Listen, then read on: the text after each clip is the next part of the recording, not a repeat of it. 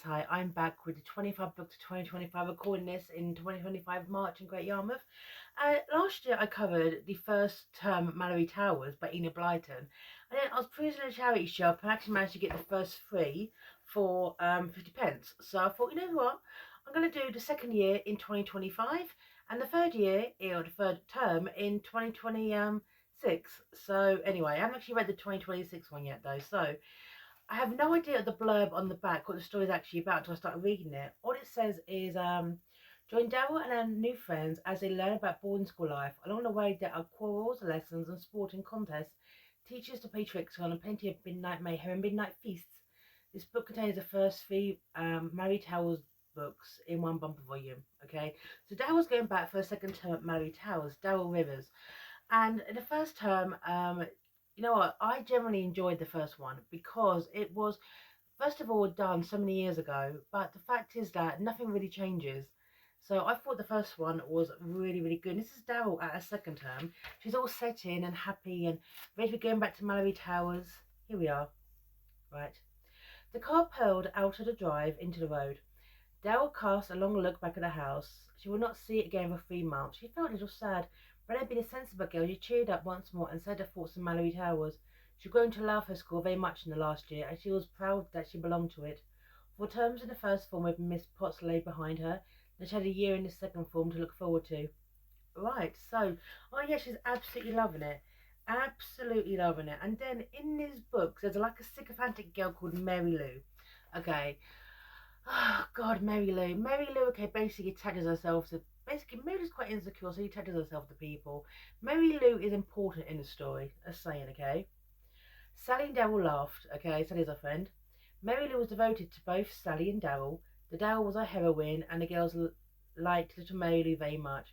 But she was such a timid little thing, shirking away from all ideas of responsibility, that it was quite funny to picture her face if she was ever told that she was to be head of the form.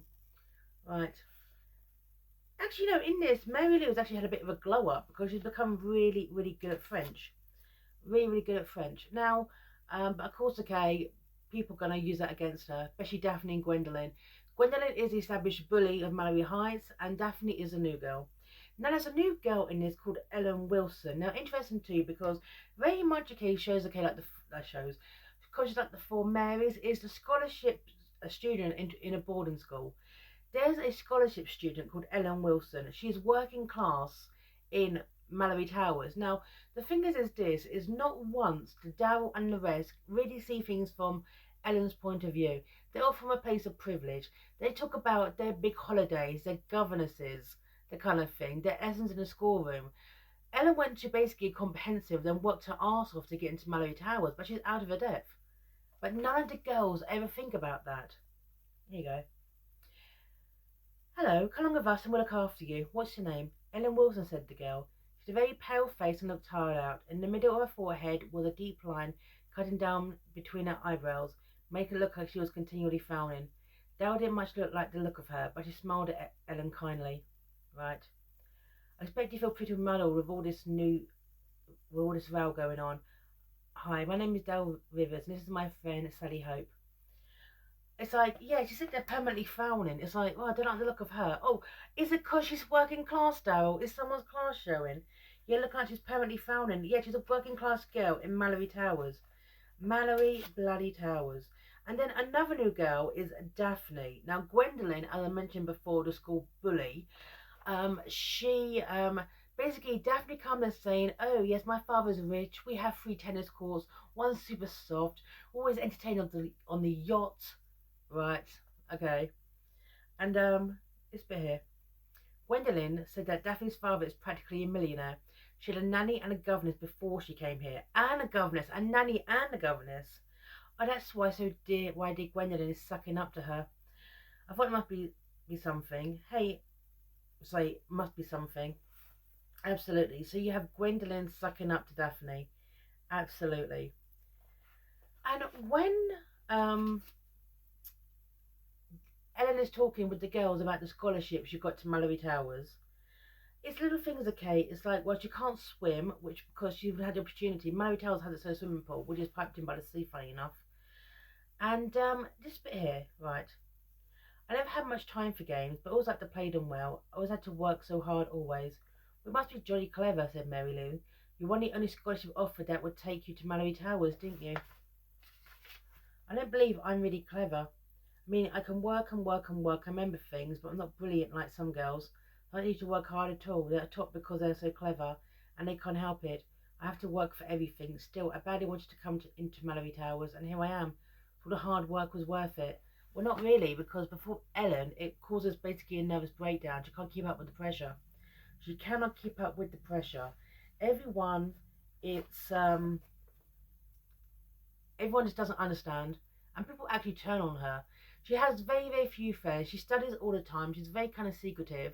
She doesn't really kind of brag on the fact that her parents struggled to get her the uniform, or give her a trunk, or anything else in between, or even pay the train fare to get there. No, absolutely not. Absolutely not. Okay, and when the two people who are awake actually probably get a Gwendolyn and Ellen, right? Gwendolyn and Ellen. Gwendolyn was cross and it was made her wakeful. Ellen was thinking about her work. She'd done fairly well in the test papers that morning, but not brilliantly. Was she really up to her second form work here? Oh yes, she had won a scholarship, but it wasn't brains that had done it, only hard work.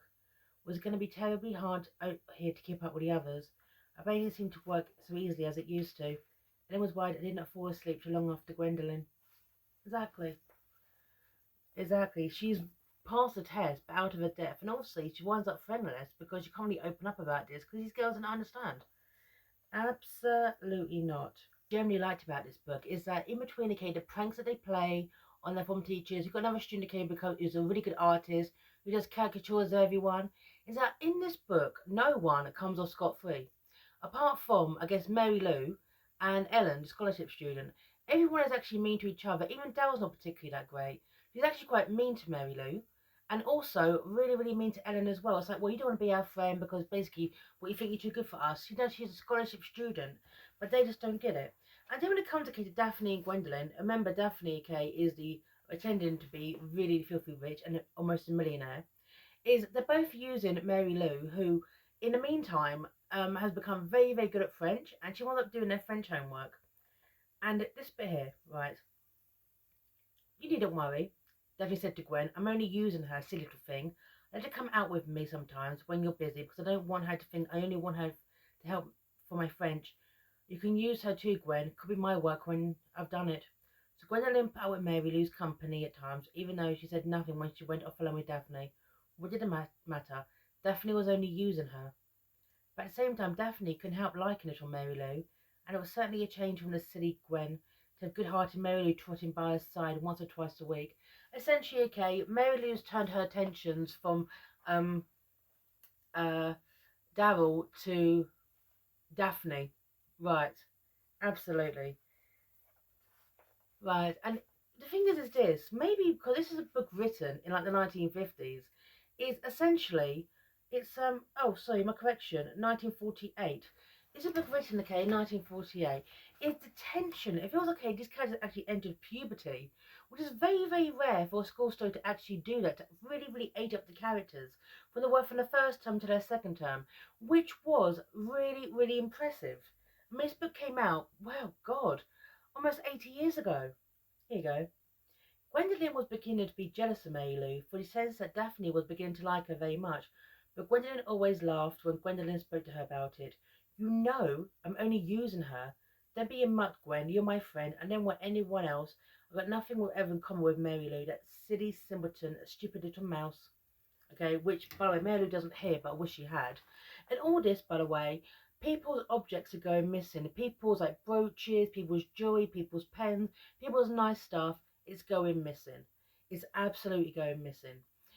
And the thing is, everyone's like, where's this, where's that? No one actually knows whatsoever. Whatsoever. But the fact is, what is drawing their attention, okay, is how stressed and tense Gwendolyn, how tense and stressed Ellen is getting. Right. And yeah, but no one sees it. Once again, these girls are so wrapped up in their own privilege. And once again, it was probably really, really rare. See what about Enid Blyton, but the fact is this book actually is discussing mental health.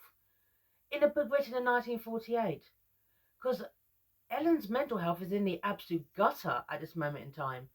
Here you go. Really? That said definitely as Ellen walked out of the room and banged on her door. What awful manners that girl's got. What's the matter with her? No one knew, no one guessed that Ellen was getting more and more worried about her work.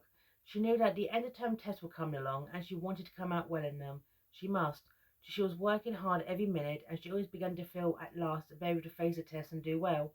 But the thing is, after Ellen gets sick, she winds up 10 days in the infirmary, okay? 10 days in the infirmary, and she's not actually allowed to work. Essentially, she's having dealing with stress, exhaustion.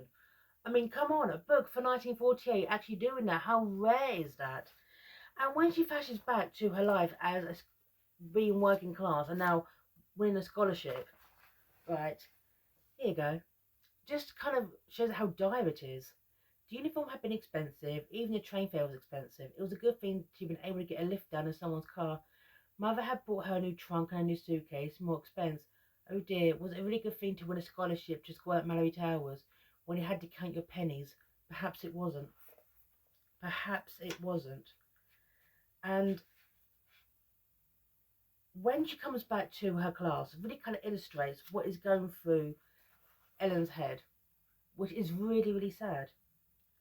Ellen was away from school 11 days and had been terribly worried the last 6 or 7 because she had not been allowed to bring a lesson notes or been allowed to tell her about the lessons. And she came back thinner, came back pale, a little thinner, with an obstinate look in her eye. She was going to catch up somehow. She'd get up at 6 in the morning and learn her lessons under the sheets by means of a torch she would.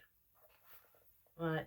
And the thing is, when she tries to ask for extra tutoring, it's turned down because no, Ellen, you don't need any more, okay?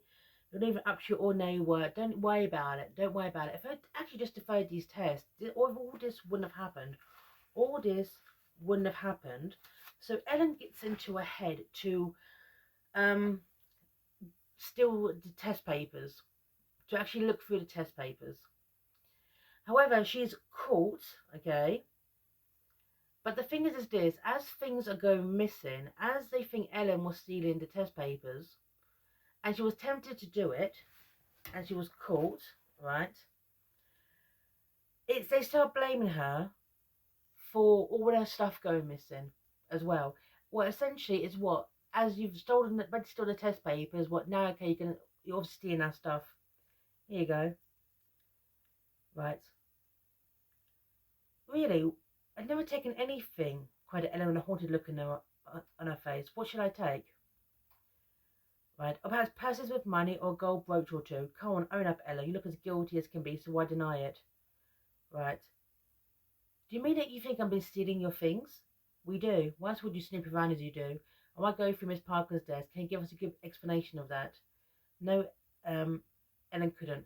How could you say that she was 100 exam papers because she wanted to cheat? Right.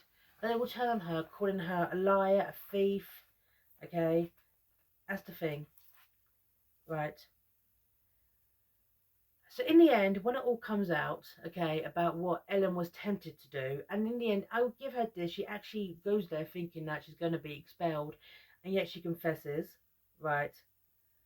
And this bit here, it took a long time, Ellen, a long time to calm down. She really thought that Miss Grady's suggestion of going home meant she was getting 10 hours, she was going to be sent away from Malory Towers, expelled and disgraced. Perhaps Darrell had been to her and told about the cheating, or as Alicia told her about they believed her to have been stealing, and Granny had decided to expel her because of that. Ellen didn't know. She began to weigh all over, and Matron was alarmed at the quick rise in her temperature. What it is actually is that the headmistress is suggesting that Ellen go away for a while to actually rest and recover, and then come back to Malory Towers later. That's the actual thing. But of course, Ellen's all over the place, as you can imagine. I mean, also, okay, the fact is that she was being accused of being a cheat. So she actually went to steal the exam papers because we're going to call me a cheat. I might as well be a cheat anyway. Absolutely. I may absolutely been a cheat. Right. So, when it all comes out, and also, okay, the tutor's not impressed. The teachers aren't impressed, okay, with what the girls have been doing to poor Ellen. right? Ellen swallowed once, so Darrell swallowed once or twice. She was remembered, so how she attacked Ellen the night in the second um, form room. Said that Ellen had been cheating, but Darrell called her thief and said unforgivable things to her. She looked at Miss Grilling and knew that she must tell her what had happened between Ellen and herself, as only because of that she felt sure that Ellen had been ill that night. Oh dear, how things can go wrong once you were silly yourself. Right. But no, it turns out the actual thief, okay, the actual thief is Daphne. Daphne is so god awful, okay? She's essentially been stealing. She actually was expelled from our other schools, right, for stealing. So she's basically took everyone's objects, okay, and then sent them off to like a false address. But she got Mary Lou to do it, and then Mary Lou actually almost falls off a cliff because the weather's miserable, right? So, alright, and in the end, Daphne ends up. She's not that rich. Her father's not almost a millionaire, which, by the way, for 1948 was actually pretty impressive. Well, I don't know. I'm not a millionaire. Here you go. When I am to blame for what happened to Mary Lou. When I heard that Ellen had been expelled for stealing the things, though I'd really stolen them myself, I was afraid. Too much of a coward to own up, but I thought that if the empty purse and the boxes were found, my fingerprints would be on them, so I'd be found out. So I thought if I send them off by post to a made-up address, and Mary Lou knew I was anxious to get the parcel off, and now she met an accident. But in the end, it's all sorted. Ella's going to go away. There's a bit of an ambiguity, okay, about Daphne's fate, but I expelled a bitch, okay? But one thing I generally liked about this book is that no one in this comes off scot-free, with the exception, okay, of Mary Lou, who is just everyone's sycophant, and Ellen. Everyone is actually quite nasty in this book, especially Darrell. No one in this book is particularly great. Which actually I thought to kind of show these girls growing up and build up the tension of actually not saying puberty, because you would have done that in the book in 1948, but showing again how these girls are changing. I thought was really, really refreshing. So I can understand why these books are so popular after all this time. Right. Anyway, second term at Malory Towers, yeah, I do recommend it. And the third one I'm going to be doing soon. I'm going to put that in a review for 2026. Okay, just to make it more interesting. I'm signing off here. Bye now.